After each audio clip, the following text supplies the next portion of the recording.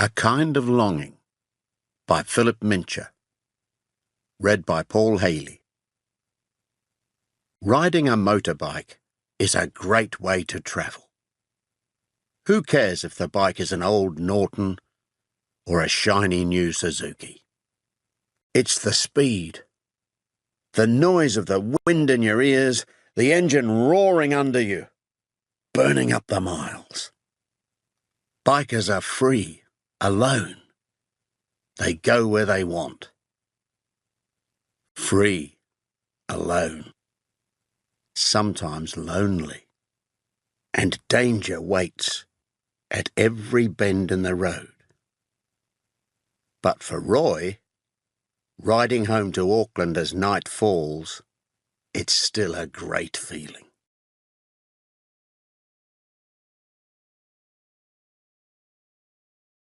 Coming up from the river towards the road, Roy looked at his watch. It was 4:30. It was cooler now.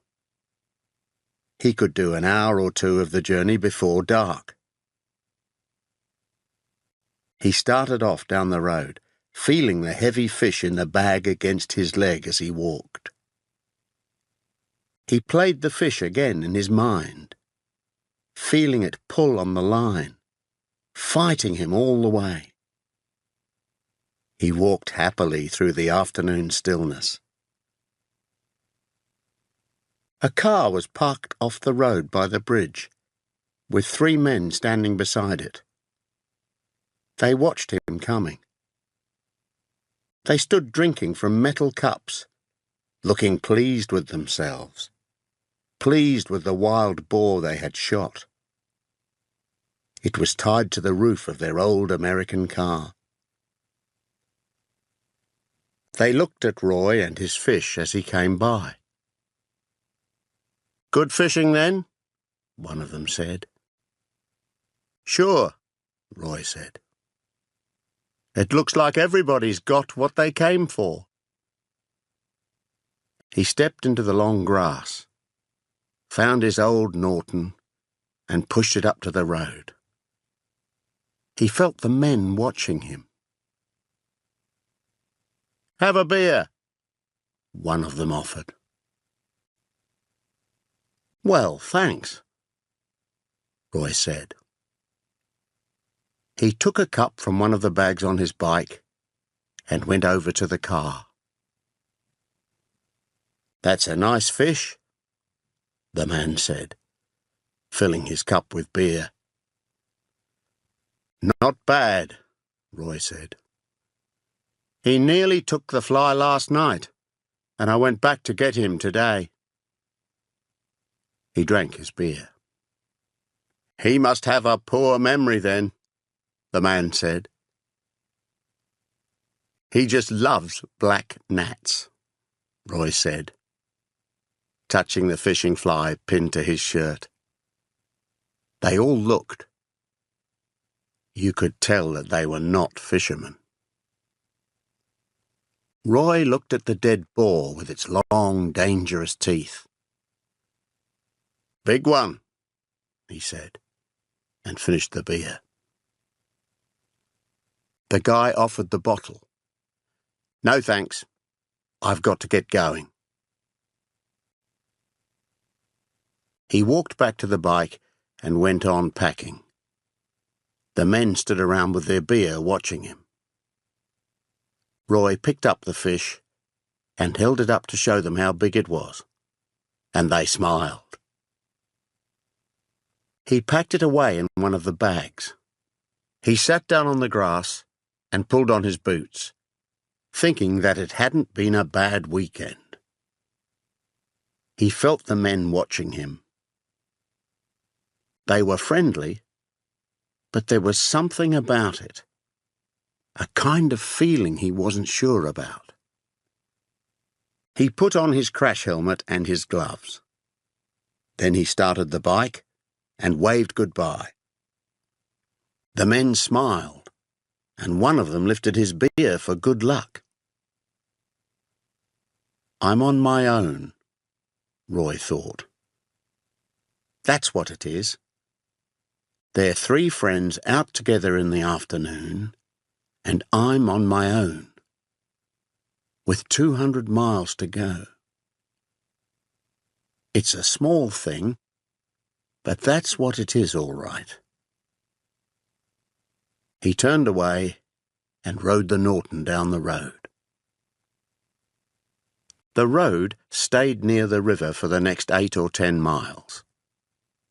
Sometimes the rocky walls of the valley hid the river, and sometimes you could see it far below you. In places, road and river went side by side, and you could see the wet rocks shining in the late afternoon sun, and the deep black water at the bends. It was always good to be close to a river, Roy thought. Next time he would fish downriver from the bridge. The road turned away from the river at last and joined the highway. Roy let the bike go faster. He felt the old feeling coming as the miles went by. All the things that hurt disappeared, all the things that didn't matter. He didn't need to think, not about being alone, not about anything. He did 65 miles in the first hour. He felt calm and easy. Sometimes it worried him, riding fast, but this afternoon was fine. When it was dark, he would slow down. He rode on past the rich farmland. He thought about the farmers, finishing work, perhaps having their tea. That made him feel a little hungry. Maybe about halfway he would stop for a cup of coffee and something to eat. He came round a bend and saw a car just disappearing round the next bend. He slowed down a little, waiting for a place to pass it. It was a big, old car, and as he came up behind it, the driver speeded up and went fast into the next bend. Roy stayed behind him, waiting for a straight piece of road. Maybe the guy just didn't like bikes. The place came at last. Half a mile of straight, empty road, going up a small hill. He checked his mirror and passed the car. He went up the hill, leaving the car behind, and he was alone again on a straight road. And then the world exploded underneath him. It came with a sudden crash, like a shot from a gun behind him. A moment later, he realized what it was. He was riding a flying machine on a back tire in pieces, fighting wildly to stay on and to slow the Norton down from 65 to 0. The big bike flew from one side of the road to the other, but as it went up the hill, it began to go slower. Then a car was coming, and he was off the road. And at last, the bike ran hard against a bank and stopped. Roy turned off the engine and sat back. Then the car he had passed came up and stopped beside him. An unpleasant face stared at him from the front passenger seat. "Bad luck." The voice sounded pleased. Somebody laughed.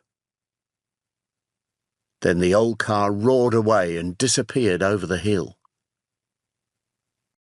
Roy got off the bike. He was shaking just a little. He decided not to think about the guys in the car for a while. He wanted to calm down first. He looked down the road, half a mile of it, straight, with no ditch, and he felt how lucky he had been. A long straight road and no ditch, man. He turned and looked up the road. There was a house near the top of the hill. He half walked, half rode the bike to the farm gate. They would let him leave his bike there, surely. He stopped by the back door and turned off the engine. A big man in jeans, with only socks on his feet, came to the door. Roy felt the farmer looking at him, deciding about him, while he explained. "On your own?" "Yes." "Just a minute," the farmer said, and got his boots. They put the bike in one of the farm buildings, and Roy felt better about it. "Lucky it happened there," the farmer said. "That's true," said Roy, "and lucky it was the back wheel." "I used to have one of these things," the farmer said, and he reached over to hold the bike. He seemed to be looking back in time. "It'll be safe here," he said. Roy took out the fish and gave it to him. "Well, he's a big one," said the farmer. "We'll keep him for you." "No," Roy said. "Give him to the cook." "Do you think I'll get a ride this time of day?" "Easy," the farmer said. "One of those cattle trucks is what you need. Take you all the way to Westfield." "Thanks again," Roy said, and walked back up to the road. It was nearly dark. He took his gloves and put his crash helmet on. "Then people will see I'm not just out walking," he thought. That was what he thought at the beginning. The first 2 or 3 cars did not matter. But then he knew he had a long walk in front of him.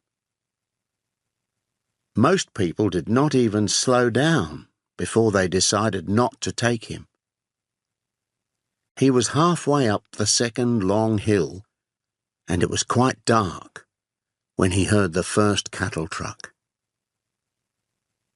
He waited as the big truck came closer. Then he saw the driver's face looking at him, and he remembered it when the truck had gone. It wasn't unfriendly, he thought. The guy just didn't care. He watched the truck go slowly up the hill. He started to walk again. He felt a kind of loneliness walking in the dark.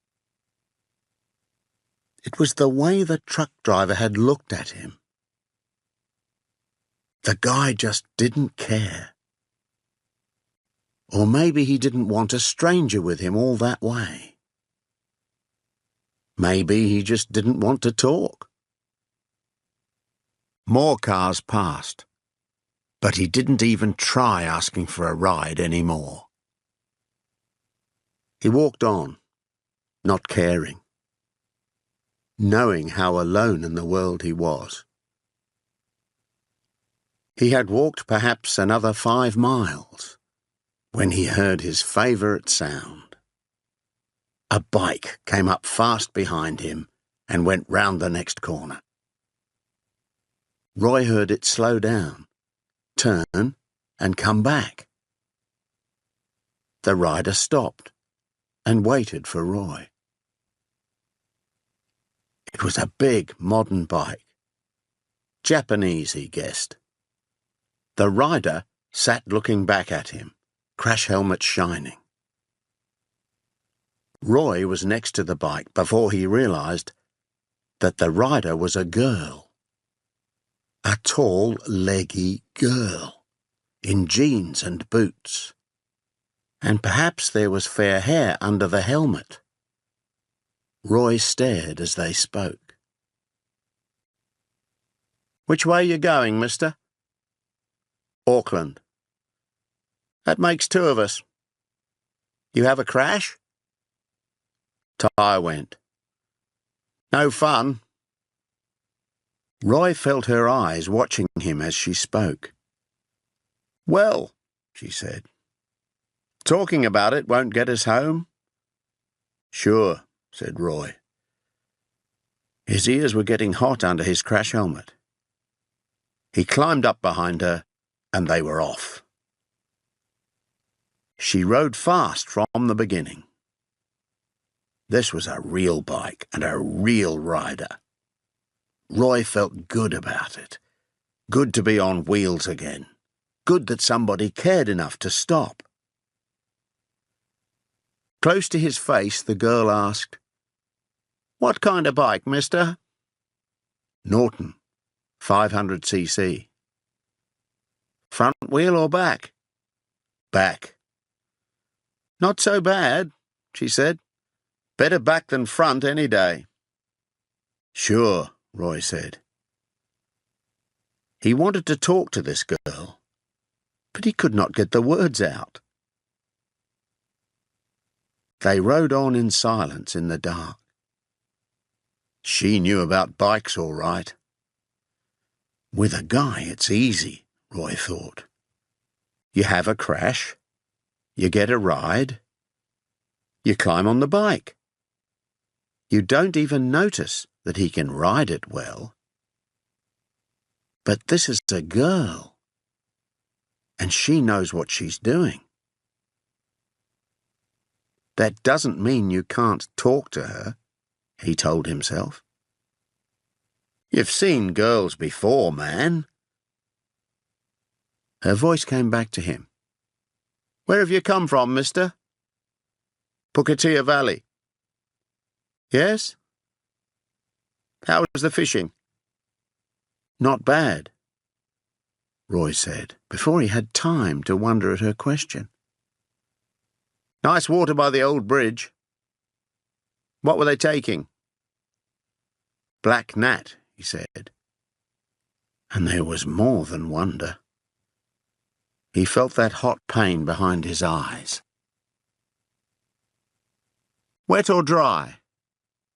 Wet, said Roy, and his voice shook a little with the wonder of it. And in his heart he felt an ache that came from a kind of longing. This was the girl he'd been longing for all his life. A tall, leggy girl who rode a 750cc Suzuki and knew about fly fishing. For a while they rode and did not speak. Then, back on Straight Road, the girl said, close to his face, My brother caught a 6-pound fish under that bridge one year. Really? Roy was beginning to understand. How long ago was that? Maybe 5 years ago. Ross played him for half an hour before he pulled him in. Sounds like he's a good fisherman, your brother, Roy said. He was, she said, and that was all. And Roy, guessing what she meant, knew it was not the kind of thing you could shout about above the noise of the wind and the engine. After a few miles, the girl said, My name's Kay, mister. Roy said his own name. It sounded strange to him. Well, Roy, you going to buy me a cup of coffee when we get to the next town? Sure, Roy said. Sure thing, Kay. They dropped their speed and rode into the town. It was quiet on a Sunday evening. They found the place they wanted and got off the bike. Her hair was long and fair and blown about by the wind. In the coffee shop he saw her face for the first time. and he felt that kind of longing from way back.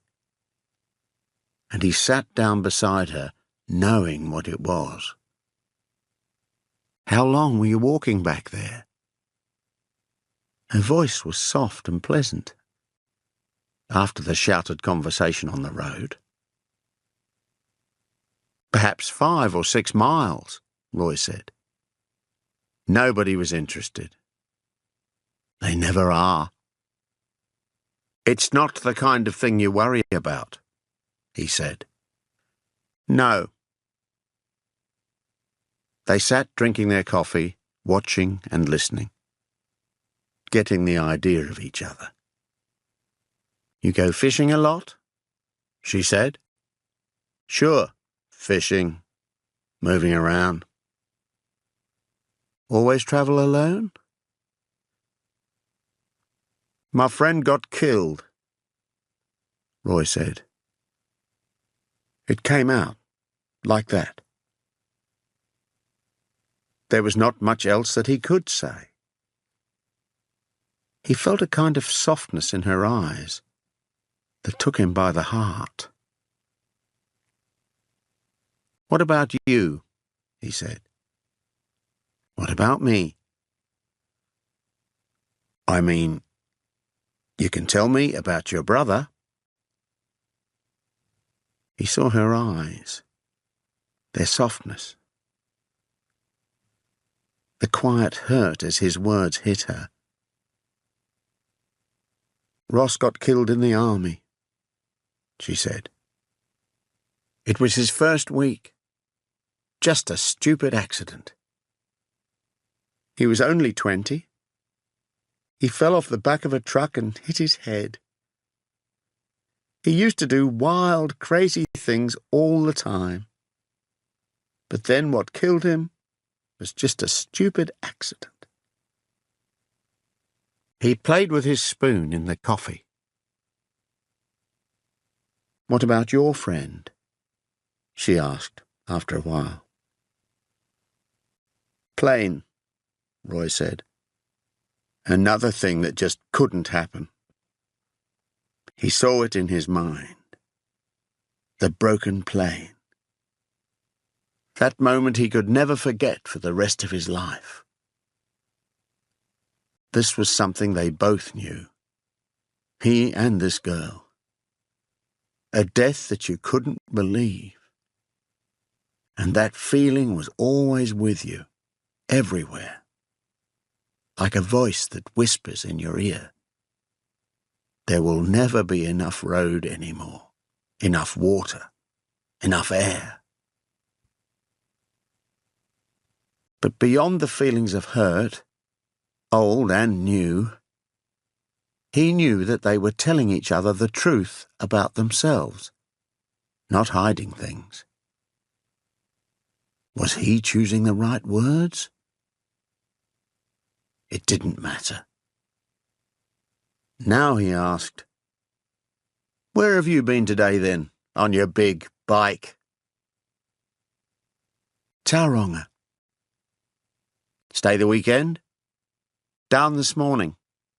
It's only 260 miles there and back," she said. "My father's in a kind of hospital down there. I don't stay because one visit each time is all I can do." "I'm sorry," Roy said. It was all in her eyes. In his mind, Roy saw a strong man broken. The father who would never get old, never die. How could you believe it? Live with it? Maybe he taught them to fish, Roy thought. This girl and her brother, dead at 20 from his accident.